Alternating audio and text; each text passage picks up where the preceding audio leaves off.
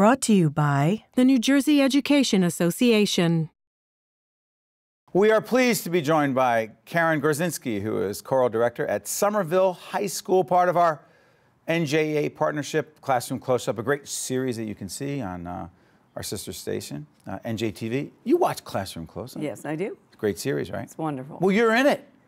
I'm in it. Tell everyone why.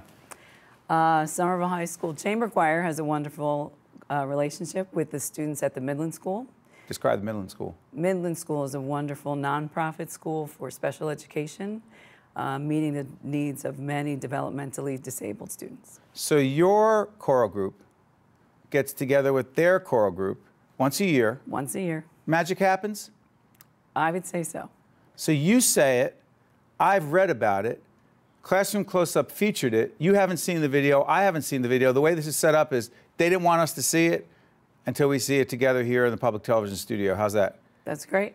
Classroom Close-Up, it's a powerful video. Check it out. Some nights I stay up, cashing in my bag. Karen Gorzynski and the chamber choir of Somerville High work hard to create great harmonies. But today will be about much more than perfect technique. For the past 7 years, Karen's choir has held a joint concert with Linda Lara's choir at the Midland School, which specializes in the care and development of special needs students.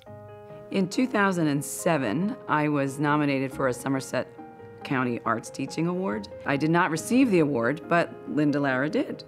And I was so moved by her work that I made sure I met her and congratulated her, but also said, I would love for my choir to work with your choir.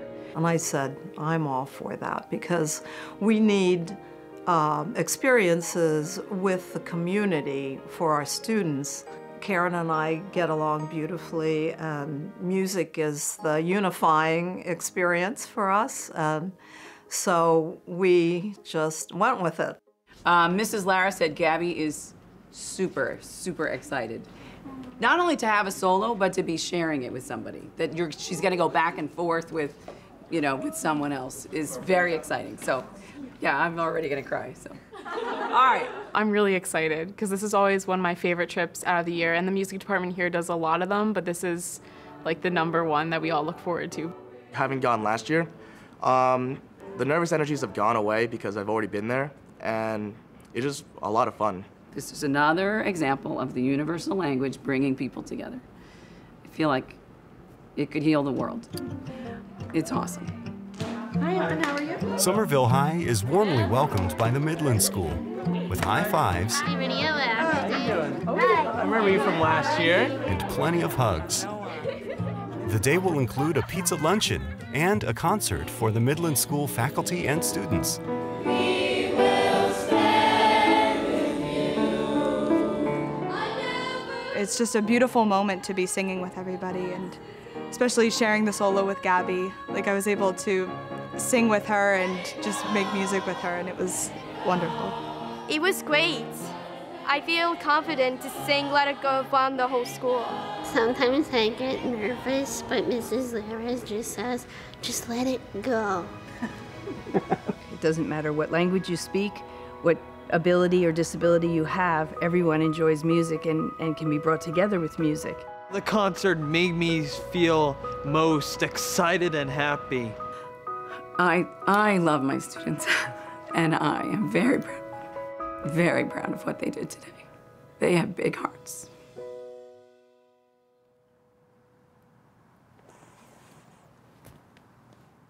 Go ahead. I'm glad that really captures what we do. It's a wonderful collaboration. It makes me proud of my kids again when I see it. Well, I was really proud that day, but to see it, that's really what we're doing. I can't believe it. I'm happy other people are going to see it. A lot of people are going to see it. What do your kids get out of it? Boy, they get so many things. Obviously, what music can do to bring people together, but I think on a whole different level, it opens their hearts to accepting students with special needs. They would not be together unless we took this trip, because once a parent decides to put their child in Midland, there's no inclusion like in public school. So we have to physically go there for those kids to experience inclusion. And I think it's important. I really think it's super valuable. I think other teachers should find ways to reach out to special needs schools.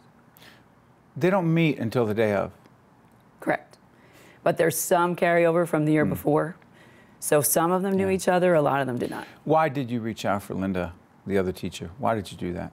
I was so moved by her having a choir in that school. I had no idea what went on at Midland School. And that she has a choir with those kids was so powerful to me. And I just thought more people should know about it. And if I brought my kids there, more people would know. And now we ended up on Classroom Close-Up, so now even more people will know. Yeah. Why did you go into teaching? Oh, I just love kids. I would have taught, I thought maybe I was going to teach English. I didn't know what I was going to teach until I was in high school, but I knew I was going to teach. This experience with your kids together with the Midland kids, what has it done for you? It gives me, well, it's a great source of pride, but it gives me hope. Like, I hope that I am instilling in my students so much more than just the ability to read music, but to use music as a tool for good. Music as a tool for good. It's a lifelong interest. They can do it forever. They can use it to bring people together. They can use it for themselves if they're feeling down. You can join a choir somewhere. You can use it for your whole life. Is music some sort of, as it was described, universal language? Absolutely. Absolutely. You look at our society in times of trouble, people gather and sing. Sorrow, we sing. Joy, we sing. I got to ask you this. For about a year now, I've asked people of all stripes who are leaders the most significant leadership lesson they've learned. After watching you on Classroom Close-Up and seeing the kind of leader you are, I need to ask you, as an educator, as a person, as a professional in your field, what is the most significant leadership lesson you learned? It's a great question. I feel, in the way I lead, we have got to teach the whole child. That concerns me, that we focus on testing and those types of things, which is very important. But I was strongly led by my music teachers because it just fills human spaces that need to be encouraged, rather than strictly academic areas. Teachers are leaders. Every day. Karen Gorzynski, choral director at Somerville High School, is a terrific leader, an even better person.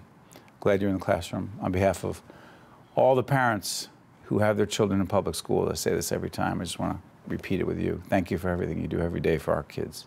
Thank you for having me. Seeing science in action makes students realize they can learn. What is that word now called? Elizabeth. With the right tools, it's easy to motivate students. Students need to know science to succeed in the global economy. That's why NJA established the Center for Teaching and Learning. To give teachers the training to make science come alive and to keep New Jersey schools among the best in the nation. That's why we are so proud to teach in New Jersey's public schools. Also brought to you by International Union of Operating Engineers, Local 825, Virtua, and by New Jersey Sharing Network,